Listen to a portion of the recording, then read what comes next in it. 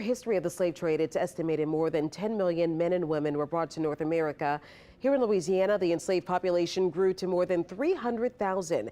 And today there is a group working to identify those names and connect them to families right here at home. Our Whitney Miller explains. Okay, so you may be asking yourself, is this woman casually walking through the New Orleans Public Library a character in a novel?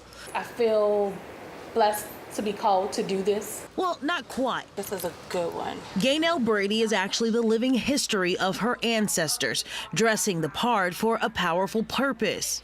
It's not easy because today I'm dressed like a woman in the early 1900s, and sometimes I'm portraying one of my ancestors who was enslaved. And so that brings about a lot of feelings, a lot of questions, and that's what I wanted. Brady says those questions spurred an interactive business. Through her company, Our Mammies, she shares her family's history. I saw all of these amazing stories about all of these African-American men and women in my family who did incredible things. She says her family journeyed from Clinton, Louisiana to New Orleans, helping people along the way. They were part of like the bakers unions, and they helped to do a school and all of this stuff. So it was the small wins for me that made a big difference. Brady also does work with the Louisiana chapter of the African American Historical and Genealogical Society, which is partnering with a project called 10 Million Names. The purpose is to recover the names of the estimated 10 million men, women, and children who were enslaved.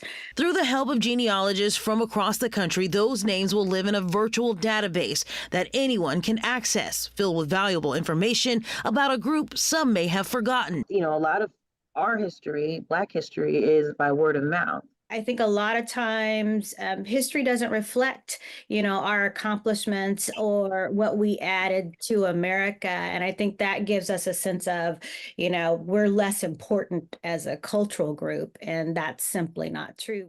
I didn't know how strong I was until I looked back at those stories and I realized, like, wow, these women were able to accomplish all of these things in spite of adversity everywhere.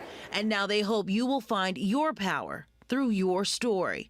In New Orleans, Whitney Miller, WWL, Louisiana. And if you would like to learn more about the 10 Million Names Project and how you can find out more about your family history, you can log on to this story on our website, WWLTV.com.